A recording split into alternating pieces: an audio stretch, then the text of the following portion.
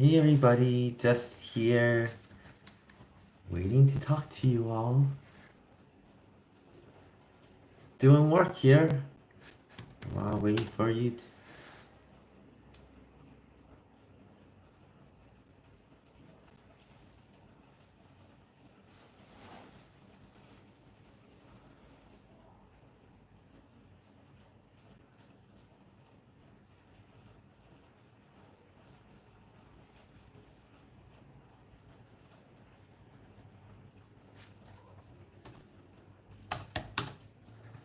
Hey everyone, thanks for joining. How are you guys doing? Let's see, there's a chat. Alright, do you guys have any questions? No problem, Beverly. I'm happy to make videos. I have 3 more videos that I've made that are coming out. I let me see. I've been making so many videos. I don't remember what is coming up, but there's some more things on diet.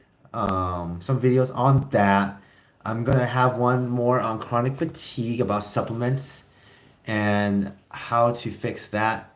And oh yeah, what was your favorite video so far? I'm trying to get ideas so that I can make better videos for you all. I just got out of work. Me and my wife had dinner, and now I'm home, so I can hang out with you guys for a little bit and just answer any questions you guys might have. So we're gonna go deeper into integrative medicine and functional medicine as I make more videos. So let me see here what I have pending coming up. I know this Friday I'm releasing a video talking about the integrative medicine guidelines for rheumatoid arthritis. So that's coming up this Friday.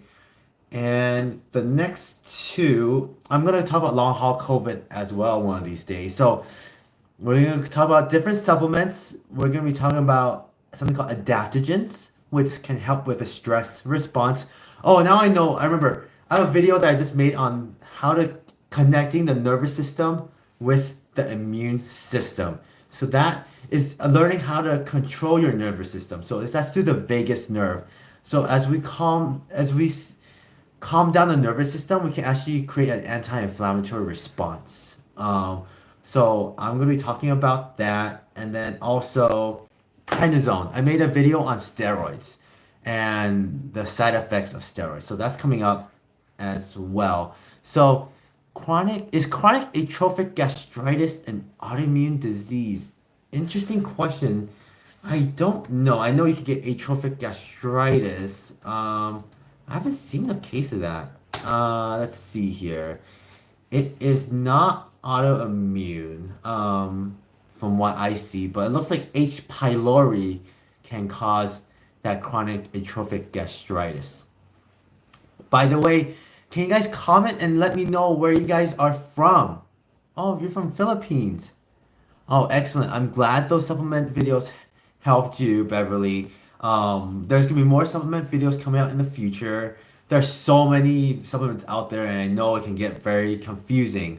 So I'm gonna keep making more. I'm gonna talk about things beyond just autoimmune disease because I mean, autoimmune disease is my bread and butter, but so many things do affect autoimmune disease. So does the vagus nerve system have to do with stress? I've been stressed for over a year and my arthritis fell out. Oh, yes, stress does play a huge role with the immune system. And there is something called pain psychology out there that can help.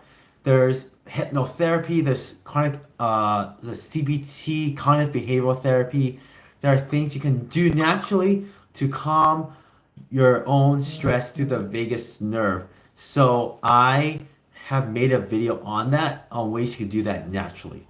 Of course, there are um, devices on the market, but that video doesn't go into that. We want to talk about things that are you can do right at home. So I'm so happy to see everyone is from everywhere. So there is a new startup company I do want to talk about. I'm going to announce. I'm going to type it in here. It's called let's see here. Live chat. How do I add a chat box to this? Start a poll. Top chat. Let's see here. Yes, yoga meditation can be calming. Um, I don't know how to this is my first time going on YouTube live.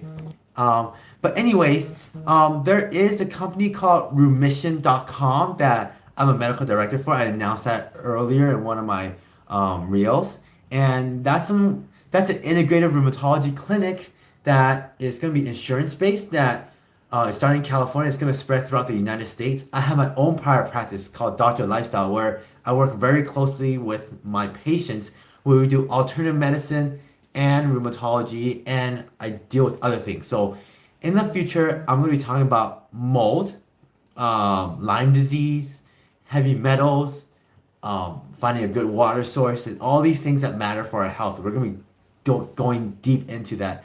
And I might be starting a podcast as well in the future.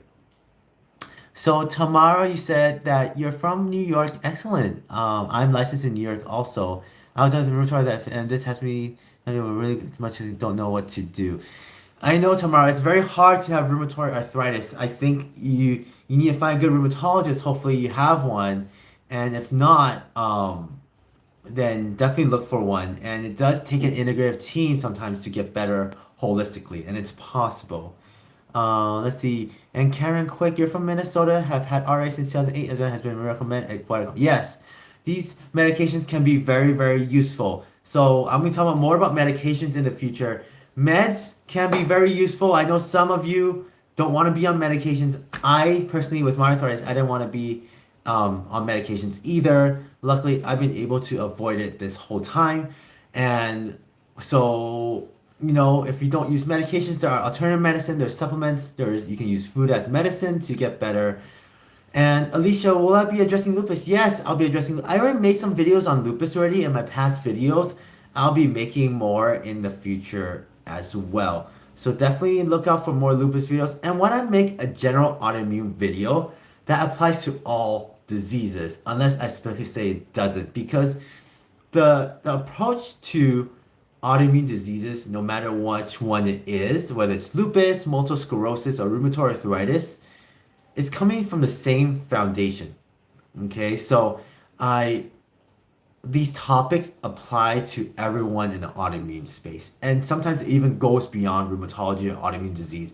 It applies to regular health as well. So when I talk about the vagus nerve, I mean I'm addressing to you guys as a community, but it does go beyond that. Okay, does RA patients, are they prone to lupus? No, you can get RA with lupus, but RA patients aren't more prone to getting lupus than someone else. With that said, when you do have one autoimmune disease, it can sometimes be easier to have another autoimmune disease as well. It just so happens to be that way. So sometimes when you have a thyroid disease, you end up getting a rheumatology disease, and then you end up getting a nervous system disease, neurology disease as well. Um, so that's how autoimmune disease happens. I don't know why when you get one, you get another one's easier. I think your immune system is already primed in attacking itself, so it's going to start attacking itself in different systems. Okay. Hi Jan, very nice to meet you from Missouri. Excellent. We have people from all the world today. Thank you so much for joining. I know it was a short notice, but I felt like you guys have all subscribed to my channel, and I haven't had much of a chance to interact with you guys. So this is my chance to answer some of your questions and be of assistance and let you know what I have coming up in the future. So I do want to start a podcast where I can release my thoughts on talk about studies, talk about alternative medicine, ways to get better without medications and with medications, and hopefully have some guests on the channel as well. And also, I do want to eventually have a course where you guys can all learn about how to use food as medicine, because there's so much information out there, it can be very confusing. Yeah, thank you for being here. Hi, Lisa. What drugs trigger lupus? Excellent question. There are multiple drugs that can potentially trigger lupus. Hydralazine is one of them. It's a blood pressure medication. And another one is called minocycline. It is a antibiotic as well. You can use minocycline for acne. You can use minocycline for other reasons as well. And other drugs that trigger lupus, it's been a while, so I know I made an Instagram post on this a while ago. It's called drug-induced lupus triggers. So let's see here. Oh yeah, isoniazid, which is used for tuberculosis, can trigger it. Procainamide, I remember that. Oh yeah, another one that can trigger lupus is called TNF inhibitors, and we use those medications for rheumatoid arthritis and other rheumatology diseases. So, medications such as Humira, Enbrel, those can trigger lupus as well. So I avoid those medications when I see a patient with lupus. Okay, I go to my doctor on Mondays because my back has been getting better, but my neck bothers me at night. I either use brace or cervical pillow. I just can't get a good night's sleep. So, if you have rheumatoid arthritis, definitely and you have neck pain, definitely talk to your rheumatologist because rheumatoid arthritis does like to attack the neck in more advanced stages. And sometimes I've seen it just start at the neck. So, definitely talk to your rheumatologist and see what they can suggest. Karen, you said, I was invalid without good meds. I'm 65, I've been told I won't go into remission. I went too long before diagnosis. Everyone's different, okay? Some people do need medications, some people don't. And we're all on a different journey. There's no right way to go about your own um, illnesses and diagnoses, okay? It's whatever works. So if you're gonna have to use meds, then use meds. It doesn't mean it's the wrong way. That's what it requires. Um, my journey is different from everyone else's journey. So I tell my patients, look, I can try to get you better without medication. It's not guaranteed. Everyone has a different gut microbiome. Everyone has different genetics, and that all plays a role. And Tracy said, I was diagnosed with spondyloarthritis, ankylosing spondylitis, plantar fascia, and plantar tag along for the right. I'm looking for the best foods for medicine. So the best foods, if you watch my videos, the best foods are the fruits and vegetables. Those are very anti-inflammatory. Okay, so you gotta make that your foundation. So I love cruciferous vegetables with broccoli and cauliflower, kale and Brussels sprouts because they release something called sulforaphane, which is very anti-inflammatory and anti-cancer as well. So I love that family of vegetables. But any vegetable and fruit can be anti-inflammatory as long as you get your fiber in. Of course, just because you eat all these anti-inflammatory foods doesn't mean that it's going to go to remission, right? But it's your best chance at getting a healthy gut microbiome, which will help your disease. Okay, excellent. You're an avid gardener, so your gut microbiome must be really good. So adding supplements can help. In my last video or two videos ago, I talked about different diets and autoimmune diseases. So not everyone that goes on a plant-based diet will get better. Some patients, they go on a paleo diet, they get better. Everyone's a little bit different, okay? That's why I had to put out that video because in my previous video where I talked about my own story, a lot of people were so I'm vegan, this is the way, or I'm carnivore, this is the way. It's a little bit different for every single patient. I've seen a plant-based patient before that didn't get better until they went paleo and vice versa. So everyone's story is going to be different. Hi, Clody. I'm from Tennessee. Can autoimmune disease cause TNF after having hip replacement? Not 100%. I have it, but my ANA number was high. I mean, potentially, having ANA number isn't good enough. They need to do some imaging, maybe some ultra, see what's going on there. But tendinitis, if you're having recurrent tendinitis in different places, definitely autoimmune can be a possibility. Some autoimmune disease can cause tendinitis, okay? And Lisa, what can I do about my neuropathy in my feet that I didn't have until I diagnosed with lupus? I come off all meds except for two, but I said plaque now. Wow, that's a tough one. So I love low-dose naltrexone as a medication. It's an integrated medication I give to a lot of my autoimmune patients. And that's a medication, I'm actually going to make a video just on that medication. So that's going to come up, that's on my to-do list. So it's a lot of work for me to pump out these videos because I work full-time. I have my own private practice, and my second job, I'm a medical director of an integrated rheumatology clinic that I've mentioned before, remission.com, RHEUMISSION, remission.com. So the goal for this company is to put rheumatology patients to remission. So low dose naltrexone, gabapentin, Lyrica, some of these medications can help.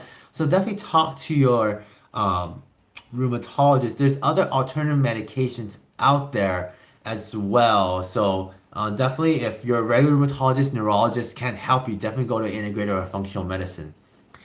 Can a high format foods be inflammatory? No, high format foods doesn't have to be inflammatory, okay? But if you have IBS, then sometimes high format foods can cause GI symptoms. But you don't have, I don't eat low format foods. I don't have any problem with high format foods. Down to earth. I'm sure, but are there exercises that are okay for arthritis? So my general answer for that is do what works for you. If it don't overexert yourself. As long as you're exercising, I would say you guys have to move every day. Okay, some type of movement. I myself, I've been doing more intense exercises, and I feel like that's been helping me. I've been doing a lot of I do something called F45. There's a lot of jumping, a lot of squats, a lot of weightlifting, and a lot of intense, high intensity interval training. And that I feel like has been helping me. I've been doing that for the past 2 months. Um, so yoga, tai chi, running, walking, swimming, anything that gets your heart rate up and moving, you guys gotta move. It's anti-inflammatory. There's already a scientific pathway with it. It increases interleukin 6 in your immune system, and that can be anti-inflammatory. Okay. And Elisa, you say, do you advocate for 30 different? I do. I love that stat. Yes, I do advocate for 30 different plant foods per week to increase the gut microbiome diversity. So I try to do that myself. It's very hard. But if you can do that, it's good for your gut microbiome. Okay, you want fiber and the polyphenols in those fruits and vegetables. All right, I'm gonna be here for another couple more minutes and then I'm gonna go ahead and make more videos. It's a full-time job, this social media stuff. I'm just learning and trying to figure out the best. I appreciate the important for yeah. Keep watching, guys. Keep following me. Follow my Instagram as well because I post information on there as well. Um, there's no one size fits all, unfortunately. I wish I can tell you there's one perfect place to get your disease fixed, and unfortunately, that doesn't exist. All right, there's no perfect test out there either. We got to figure out on our own. Okay, and that's where I'm there to try to send you guys the best information I can based on data. Sometimes there's stuff that works that are not based on evidence. Okay, that's where I tell you guys, look, this stuff might work, but there's no evidence at this time. Doesn't mean that there's no evidence in the future. It just means that there's no evidence right now. Okay. Yeah, no problem, Lisa. Beverly, is psyllium fiber capsule okay? Yeah, psyllium fiber is totally okay. What probiotic do I take? I don't take any probiotics. There's a lot of good ones on the market, but personally, I don't take probiotics. I've been lucky enough to not need probiotics, and there's no the problem with probiotics is that the data for every disease is different on what the gut microbiome looks like. So there's no perfect probiotic out there. And just because you take a probiotic doesn't mean that the disease is going to go away. Um, yeah, turmeric and ginger is very helpful. Solstice Moon, you said, do you have any thoughts on Renovatio? Let me look that up. I have not heard of that. Are you is that a medication or is that oh, okay. It looks like it's an Australian brand of skincare. I'm not familiar with Renovatio at all. But I would say this: if you're in the United States and you want to be part of a integrative rheumatology program, then definitely visit remission.com and maybe go on the wait list so we can keep you guys up to date on there. It won't let me chat on here for some reason.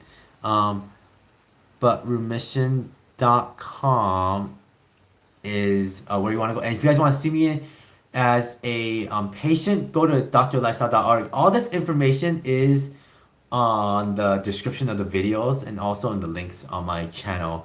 All right, so a couple more questions here.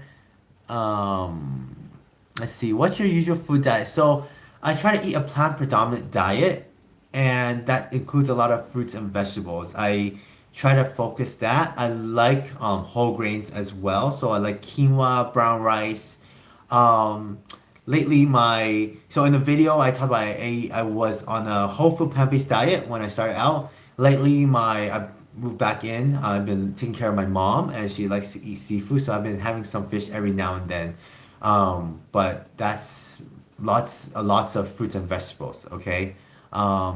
So plant predominant diet is the go-to diet for me. What's the best way to attack overgrowth yeast? I've taken several rounds of cut out sugar and changed my diet. So um, it depends. So when I think of yeast, I also think of mold as well. So you gotta think about, do you have any mold exposure? Sometimes that can contribute to yeast, but antifungals can help. There are supplements that can treat funguses as well and candida. Actually, that's a good topic for me to make a video out of. I'm gonna make a video. Let me add that to my list right now. I'm gonna make a video on how to attack candida and fungal infections with supplements. And so antifungals and let me see here. I have a whole Excel sheet I've made through all the training I've gone through because I can't remember everything off the top of my head. So in order to attack yeast, there is Metagenics. They do have a supplement for oregano oil. Oregano oil is really good for antifungal. What else is there here? Let's see. Give me 1 second. Um, so antifungal is, oh yeah, oregano oil is a good one. There's cannabactin also as a supplement as well. Grapefruit seed extract as well. Those are some of those basic ones out there. What's my favorite sport? I would say basketball is probably my favorite sport. They do have skincare, but this is part of it. Just okay. So I don't have anything against solstice. I don't have anything against what you mentioned. I need to dig into it more. Um, so yeah, oregano oil. I think oregano essential oil is great, but oregano oil itself is what's used. You can find those in supplements. Does hot water I don't know if hot water speeds up metabolism, but I do drink hot water. I'm just a hot water person. I do drink cold water sometimes as well. Um, but listen, I do have to go, guys. I want to just say hello and answer some of your questions. But definitely, let's stay in touch. I'm gonna create a video every Friday. I have 3 videos lined up. One video this week is gonna talk about there's guidelines from the American College of Rheumatology, and I'm gonna go over those guidelines and talk about what I agree with, what I disagree with, because they're not that advanced. I have a different outlook on autoimmune diseases. So there are 3 each video each week. I might produce 2 sometimes. We'll see what happens. Okay.